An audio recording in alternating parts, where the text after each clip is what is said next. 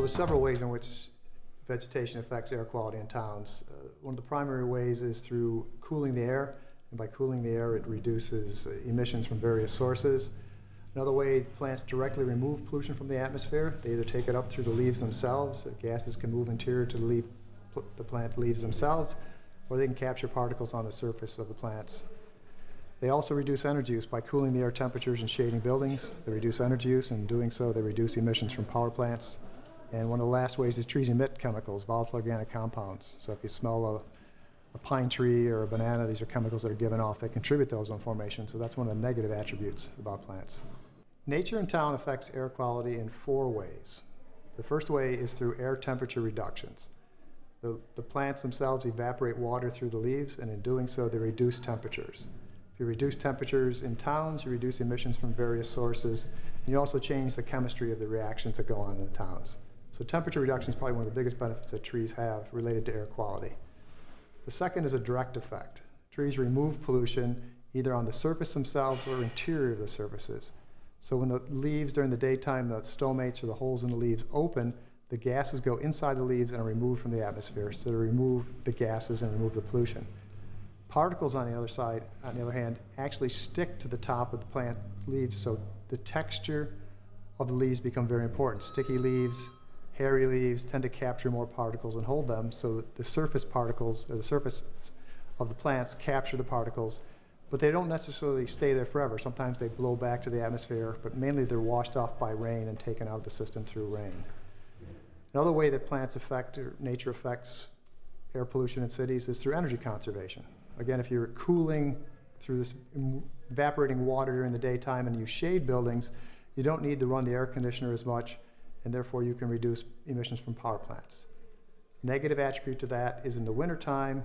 If you're in a heating-dominated society, if you shade your building in the wintertime with plants, you can actually increase energy use. Quality of green space makes a difference in air quality in that you have to have healthy, functioning plants. The key to air pollution effects from vegetation is leaf surface area, which means you have to have healthy plants that are exchanging gases and shading sunlight, but you need a healthy plant. So a dead tree, you could put plastic trees out there in theory. You would be able to capture particles, but you wouldn't get the air temperature cooling from evaporation, and you wouldn't get the gas exchange. So having functional leaves out there are very important. So it has to do with not only a healthy functioning landscape, but it's specific to design, and species play a role in this.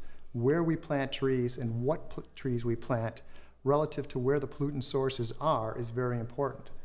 Often pollution comes from roadways. So if you can actually get an inverted effect, even though the plants are reducing pollution by absorbing pollutants. If you cover a roadway with vegetation, you can actually trap the pollutants beneath the canopies and increase the concentration along the sidewalks. So even though there's less pollution overall, there's higher concentration near the roadway. So we need to be careful about our designs and trying to protect people with vegetation. I think the understanding of vegetation and air quality is limited among many professions. It's actually relatively simple if you think of it from basically a physics point of view. You have a source of pollution, automobiles say, and you have a receiver, people, and how do we design not only vegetation but structures between that affect airflow and affect chemistry. But often we don't think about that in many separate fields because we design roadways or we design buildings. Everybody has a specialization, and understanding the role of nature is limited amongst many fields. The understanding of nature and the roles of nature and air quality amongst other professionals is likely increased in the last 20 years as the science has gotten better. But we need to move forward, not so much in the science, because we have a good understanding of the physics, so there's still more to learn there. It's more about getting the education out to the other professionals, because certain professions are trained within the history of how they're trained. So as we get new information, this new information needs to make its way into that professional society to understand that there are different ways of doing things that incorporate nature to help improve air quality. The main target audiences for the work that we do of understanding vegetation and air quality are, personally for our focus, is either politicians, the ones who make decisions within city systems of what vegetation to do, and also homeowners, because across the landscape it's a combination of homeowners and the political system itself. But interior to that, there's also Department of Transportation and various engineers who have a role in city planning or regional planning that make the decisions of space for green space that need to understand this information. So there's multiple array of audiences that need to know this information because they all impact the structure of cities.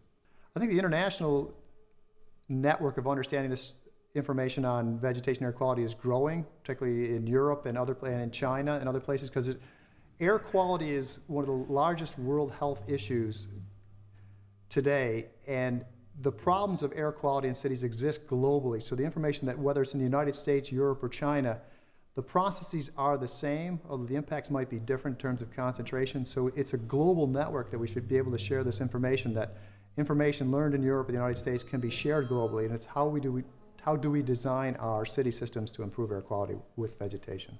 In 20 or 30 years, I'd like to see the green infrastructures of cities incorporated as day-to-day operations, that it's not an afterthought, but a forethought when we design our cities.